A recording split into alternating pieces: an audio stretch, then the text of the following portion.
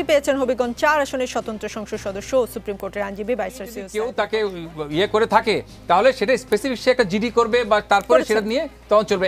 উনি যেই কথাগুলো বলছেন আমি যেটা বুঝি যে ইদানিং উনি কথা অনেক বলেন, অনেক কথা বলেন, চিপ পপুলারিটি নেওয়ার জন্য যা যা বলার বলেন এবং ওই এইসব বললে মাটি কেন ঘুরাচ্ছেন? আমরা সাদা কাপড় লাগাইছি ব্যারিস্টার সাইদুল হক সুমন ভাইরে মারার জন্য। একদল সন্ত্রাস বাহিনী তারা 20 কোটি টাকা তথ্য ফাঁস হয়ে গেছেন। তার এলাকার এক ব্যক্তি জানিয়েছেন যে ব্যারিস্টার সুমনকে খুন করতে 20 কোটি টাকা চুক্তি হয়েছে।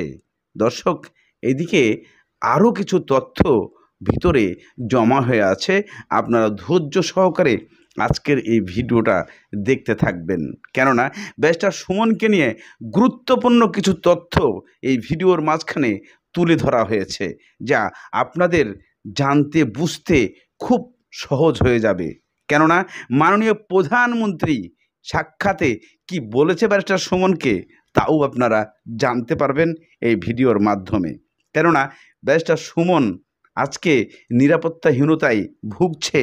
উনি জানতে চেয়েছে পুলিশ আমার জন্য কি করেছে, কি করতেছে আমাদের এই দেশে, যা অনেক কিছুই বিভ্রান্তির মধ্যে পড়ে গেছে। এদিকে হবিগঞ্জ 4 আসনের যারা লোকজন আছে তাদের একটাই বাক্য, তারা এই কিলারকে অ্যারেস্ট করে তাদের সামনে উপস্থিত করার আলটিমেটাম দিয়েছেন 24 ঘন্টা। চলুন সেই দর্শকদের কথা শুনি। সাদা কাপড় লাগিয়ে মাটি কেন ঘুরাচ্ছেন? আমরা সাদা কাপড় লাগাইছি ব্যারিস্টার সাইদুল হক সুমন ভাইরে মারার জন্য। একদল সন্ত্রাস বাহিনী তারা 20 কোটি টাকা দিয়ে নাকি করছে ওনাকে মারার জন্য। এই জন্য ব্যারিস্টার সাইদুল হক সুমন ভাইকে মারার আগে আমাদেরকে মারক ভাই, আমরা মরার জন্য প্রস্তুত। ব্যারিস্টার সৈয়দ সাইদুল হক সুমন ভাইকে হুমকি দিচ্ছে মারার জন্য। এর জন্য আমরা আম জনতা এবং কৃষক দিনমজুর ভাইয়েরা সবাই মিলে বলতেছে যে আগে আমাদেরকে মারুক, তারপরে ব্যারিস্টার সৈয়দ সাইদুল হক সুমন ভাইকে মারুক। আমরা সন্দেহ কাউকে করি না, সন্দেহ যদি করতাম যে জানতাম আমরা মাধবপুরের লোক, আমরা যে সুমন ভাইয়ের লোক, আমরা যেভাবে আসলে জানতাম মুখে কইছে আমরা এর করতে নিয়ে করতাম, করতে নেওয়ার চিন্তা ভাবনা পরিকল্পনা আমরা করতেছি। যদি আমরা এমন কোন লোক জানতাম, হ্যাঁ যত বড় মোস্তানি হোক, যত বড় নেতা হোক, যত বড় কিছু হোক, এর দাঁত ভাঙা জবাব না পারতাম। আমরা ব্যারিস্টার সাইদুল হক সুমনের মতো এমপি ওই বাংলাদেশের ভিতরে কোনো লোক নাই। ব্যারিস্টার সাইদুল সুমনের মতো লোক, এমন লোক একটা হইতে পারে। 24 ঘন্টার পরে আমি মাধবপুর উপজেলা ছাত্রলীগের একজন কর্মী হিসাবে এতটুকুই বলবো, আমরা রাজপথ ব্যারিকেড দিব। যদি সুমন ভাইয়ের সেই হত্যাকারীদের যারা হত্যার জন্য হুমকি দিয়েছে, হুমকিদাতাদের যদি না ধরে প্রশাসন, তাহলে আমরা মাধবপুরের রাজপথ ব্লক করব। আমরা উপজেলা ছাত্রলীগ সহ প্রত্যেক ইউনিয়নের ছাত্রলীগের কর্মীদের নিয়ে আমরা রাজপথ ব্যারিকেড দিব। রাজপথে তার জবাব দেওয়া হবে। আমরা আমাদের মাননীয় সংসদ, আমাদের সম্পদ, সারা দেশের সম্পদ, আমরা এই সম্পদকে হারাতে চাই না।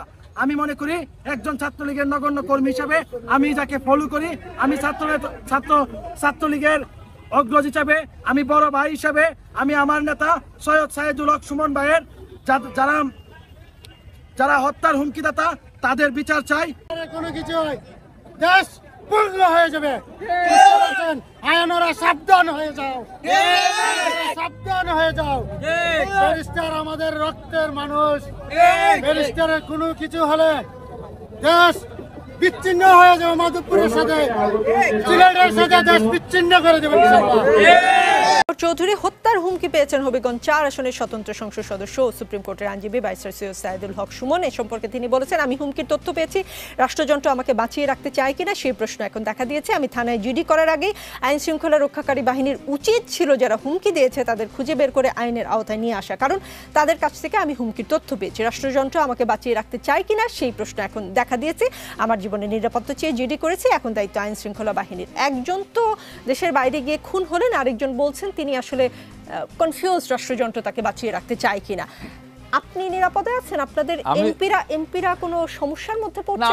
আমি কোনো সময় থেকে নিরাপদে আছি, বিপদে আসতেও কোনো সময় লাগে না। রাস্তায় যে এখন যদি রাজপথে একটা কোনো কিছু হয় বা বিরোধী দল বলেন বা কোনো শক্তি আমাকে কিছু করে, সেটা করতেই পারে। বিরোধী দলকে আমি বলছি কথা যে নিরাপদ আছি আমি। আর এই যেই ব্যক্তির কথা বললেন, উনি যদি কেউ তাকে ইয়ে করে থাকে তাহলে সেটা স্পেসিফিক সে একটা জিডি করবে বা তারপরে সেটা নিয়ে তখন চলবে।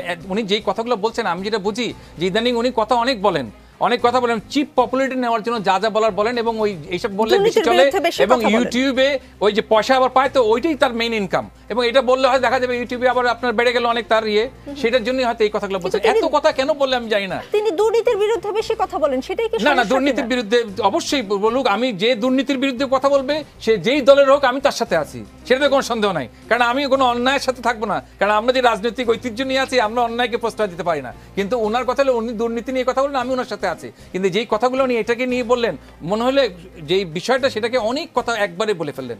এত কথা বলার সময় হয়নি, আগে জিডি করেন, তারপর দেখেন কি হয়, এবং কে আপনাকে এই হত্যার হুমকি দিয়েছে সেই কথাটা আপনি বলেন, তারপরে দেখেন যে আস্তে আস্তে কি হয়। হঠাৎ করে এত কথা বলার, উনি অনেক জায়গায় অনেক কথা মনে হচ্ছে বেশি বলে ফেলছেন। কথা বললে তো মরে যাওয়ার আগেই বলতে হবে, তাই তো? না না, এমন যদি এরকমই হতো যে কথা বলতে বলতে সব মরে যেত, আমরা যা দেখছি টেলিভিশনে যেভাবে জনগণের সাথে কথা হচ্ছে, গণতন্ত্র কি পরিমাণে আছে সেটা কিন্তু এই টক শোই প্রমাণ করে। জি, রাজনীতির একজন অজ্ঞাতনামা ব্যক্তি একটি হোয়াটসঅ্যাপ নাম্বার থেকে আমাদের ওসি সাহেবকে ইনফর্ম করেছে যে আমি ব্যারিস্টার সুমন সাহেবের সাথে কথা বলতে চাই।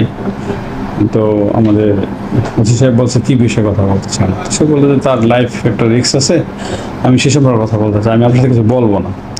তখন ওসি সেটা গুরুত্ব দিয়ে এমপি মহোদয়কে বলছে যে আপনার সাথে এগুলো কথা বলতে চাই। তখন তার প্রথমে ওসির মোবাইল থেকে, পরে এমপি মহোদয়ের যে পেজ থেকে, তার হোয়াটসঅ্যাপ থেকে ওই ব্যক্তির সাথে এমপি মহোদয় কথা বলে। কথা বলার ডিটেলস পর্যায়ে উনি এমপি মহোদয় তার পরিচয় জানতে চায়। সে তার পরিচয় দিতে অস্বীকৃতি জানায় যে না আমার সমস্যা হবে। তো বললো যে আপনি সাবধানে থাকবেন, আপনার একটা রিস্ক, জীবন রিস্ক আছে হয়তো, এই বলে সে মোবাইল কেটে দেয়। তো আমরা এই ঘটনা জানার পরপরই আমাদের ওসি থানায় জিডি করেছে, এবং আমরা আমাদের যে আইনানুগ ব্যবস্থাগুলো আমরা গ্রহণ করতেছি, এবং বিষয়টিকে আমরা অত্যন্ত গুরুত্বের সাথে নিয়েছি, এবং আমরা আমাদের যে আনুষঙ্গিক যে কাজকর্ম এর পিছনে কারা আছে, এটা কোন ধরনের কি, সেটা যাচাই বাছাই করার জন্য আমাদের কার্যক্রম আমরা চালিয়ে যাচ্ছি। তো আশা রাখি অচিরেই আর একটা সুরাহা পাবেন। আমরা আপনাদেরকে বলছি যে হোয়াটসঅ্যাপের মাধ্যমে, হোয়াটসঅ্যাপকে লোকেশন করা অনেক টাফ। তো আমরা আমাদের চেষ্টা চালিয়ে যাচ্ছি, এবং যখনই আমাদের ওসিকে ফোন দিয়েছিল তখন থেকেই কিন্তু আমরা কাজ শুরু করে দিয়েছি। মাত্র 28 তারিখ, আজকে 30 তারিখ, মাত্র 2 দিন। তো আমরা কিন্তু চেষ্টা চালিয়ে যাচ্ছি, আমার চেষ্টার কোনো কমতি নেই, এবং আমরা অত্যন্ত গুরুত্বের সাথে কাজটা দেখছি। এখানে বিন্দুমাত্র কোনো অবহেলা করার সুযোগ নেই। এদিকে হবিগঞ্জের ওসি সাহেব আবারও নতুন করে বিবৃতি দিয়েছেন এবং তথ্য দিয়েছেন যে আমরা স্বার্থের কারণে, আমরা স্বার্থের প্রয়োজনে, আমাদের অডিটের এবং গোয়েন্দা বিভাগের কারণে আমরা বাকি তথ্যগুলা প্রকাশ করতে পারতেছি না। আমরা এটাকে নিয়ে কাজ চালাচ্ছি, আমরা খুব তাড়াতাড়ি আশা করছি এই কিলারদেরকে ধরে ফেলব। কেননা এই কিলার মাননীয় সংসদকে, ব্যারিস্টার সুমনকে হুমকি দিয়েছে। আমরা কাজ চালিয়ে যাচ্ছি এবং এটা চেষ্টা করছি তাকে খুব দ্রুত আইনের আওতায় আনার। কিন্তু ব্যারিস্টার সুমনের এই সমস্ত কথা কাহিনী তাণ্ডবের কারণে মূল কারণ হয়ে দাঁড়িয়েছে, এখানে আওয়ামী লীগের আরও একজন এমপি বলেছেন যে উনি অনেক বেশি বলে ফেলেন। অর্থাৎ বেশি বলে ফেলেন অর্থাৎ উনি বুঝাতে চেয়েছেন যে উনি দুর্নীতির বিপক্ষে কথা বলছেন কেন, কি প্রয়োজন নাই উনি টাকা কামিয়ে ঘরে বসে থাকুক। ইনি এই এমপি সাহেবের কথা আপনাদের কতটা যুক্তিগত সঙ্গত আপনারা মেনে নিতে পারবেন তা হয়তো আমাদের জানা নেই। তবে ব্যারিস্টার সুমন কখনোই দুর্নীতির পক্ষে থাকার লোক নয়। চলুন আমরা ব্যারিস্টার সুমনের সেই মাননীয় প্রধানমন্ত্রীর সাথে সাক্ষাতের কিছু দৃশ্য আপনাদের